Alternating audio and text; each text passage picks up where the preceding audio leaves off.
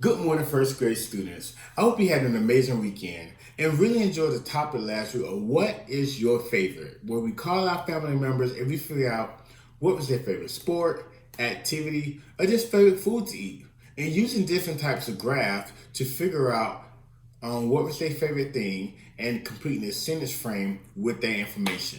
This week, we're going to move on to telling time by using a digital clock or an analog clock. And we're going to use those two clocks to figure out how are they different and how are they alike. And you might actually get to do some amazing things with those two. But first, before we get into the lesson, let's jump right into the date. Today is Monday, May 4th, 2020, and we are on day 22. Now, let's watch this short video before we start on our solve and share. The shorthand is the hour hand. The hour hand shows the hour.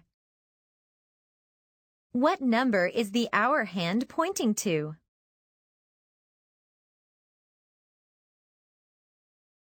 The hour hand points to the 3. The long hand is the minute hand. How can you tell the minute hand from the hour hand?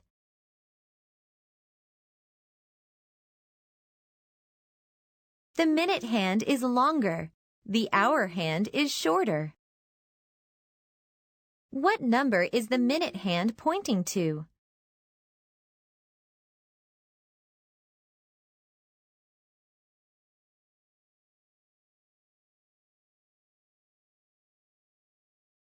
The minute hand points to the 12. Do you know the special word to use when the minute hand points to the 12? Think about it.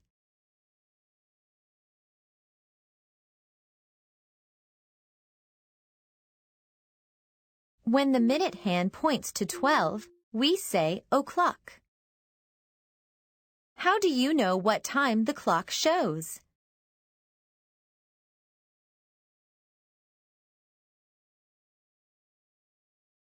The hour hand points to the 3, so the hour is 3.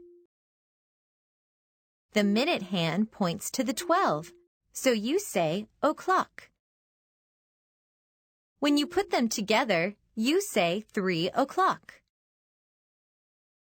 Now you know about the hour and minute hands on a clock. So in the video we just watched, it shows us that the shorthand tells us the hour and the long hand tells us the minute.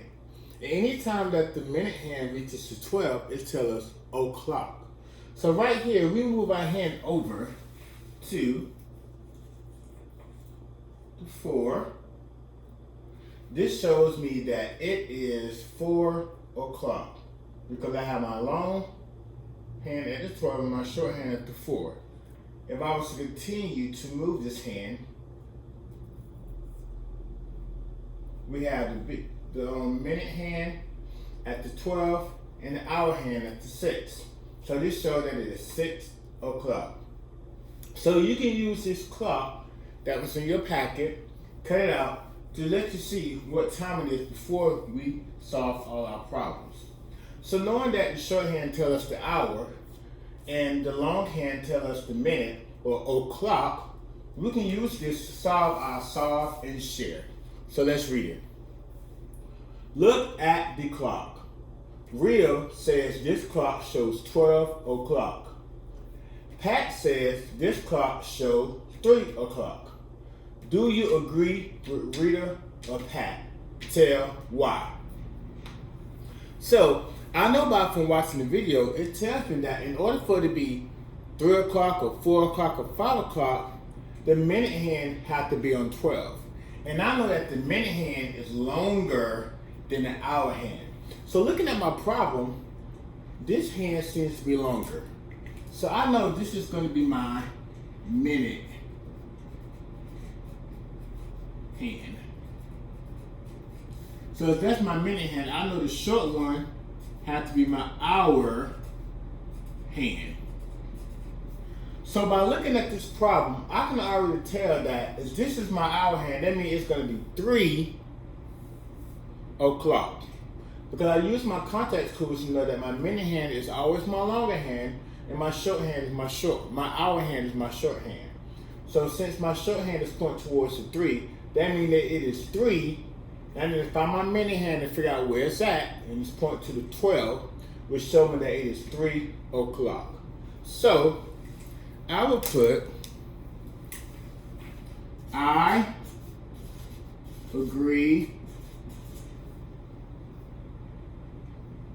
with Pat because the hour hand points to the 3 and not the 12. So that'd be my answer. We know that it's 3 o'clock because the hour hand points towards the 3 and not the 12. So anytime I know my answer is correct, I can go back to my clock and I can put it, my 3 and my 12. It shows 3 o'clock, right? Because my minute hand is pointing to my 12, my hour hand is pointing to my 3. But as I wanted to show 12 o'clock, that means that my minute hand and my hour hand will both be pointing at the 12, because it said 12 o'clock, right? Because my minute hand has to be pointed to my 12 in order for it to be o'clock. And the hour hand has to be pointing to the 12 as well in order for it to be 12 o'clock. So now that we know how to look at our clock and tell the time to figure out what is 1 o'clock, 2 o'clock, or 3 o'clock, let's go to our practice problems. So I'm going to do 4, 5, 6, and 7. And you're going to do 8, 9, 10, 11, and the higher order thinking. And these problems come from day 22. Day 22, the same problems that are on day 22 are the same problems that are on my posters. So they aren't any different from what you have in your packet. So number 4 says 10 o'clock. So I automatically know if it says o'clock, I know that my minute hand has to be pointed at the 12. So I'm going to make a long hand pointed at the 12. And that's my minute hand. I know I have to say o'clock. But how do I show 10 o'clock? So I know that my hour hand, if it says 10, has to be pointed at what number? The 10. So I put a short hand. I don't want it to be longer than my minute hand because then it was like I have 2 minute hands. So as I look at my arrows, my minute hand is pointing at 12, my hour hand is pointing at 10. So looking at it, it says 10 o'clock. Okay? 2 o'clock, same for number 5. How do I show 2 o'clock? I can do it a different way. I can start off with my hour hand and put my hour hand towards the 2. So as my hour hand pointed to 2 and it's 2 o'clock, I need to make sure my minute hand is pointing at what number? The 12. Because in order for it to say o'clock, it must be pointed at the 12. And now I want to make sure my minute hand is way longer than my hour hand, okay? Because you have to know what time it is.